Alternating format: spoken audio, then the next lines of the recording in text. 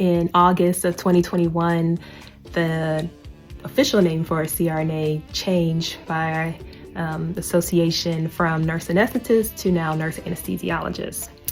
And for me, I still refer to myself as a nurse anesthetist, and I have a little story behind it. The name change happened 5 years after I was practicing. Now, it took me probably too long to learn how to say anesthetist. And even when, I tell people what I am, they be like, are you a what? So I have embraced that name. That is how I identify what I do for a living. Maybe it's not politically associated. I don't know. Whatever, I don't get into all of that.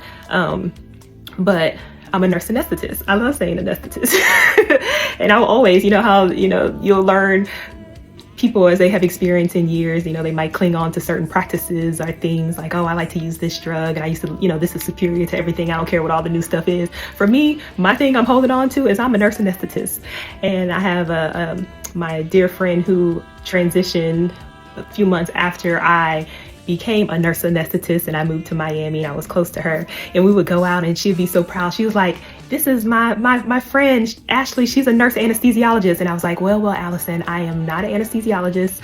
I am a nurse anesthetist. She was like, a nurse, and she could never say it. So she would just call me a nurse anesthesiologist and introduce me. And then I felt like I had to go through this whole spiel about like, I'm a nurse, blah, blah, blah. So I know she's probably laughing on the other side right now saying that. However, I'm a nurse anesthetist. And how do y'all feel about that name change from moving from identifying as a nurse anesthetist to a nurse anesthesiologist?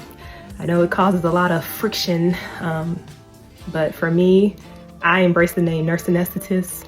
I love the word anesthetist, and I love trying to help people pronounce it, but that's me. To each his own. Do what makes you happy. Now go be blessed.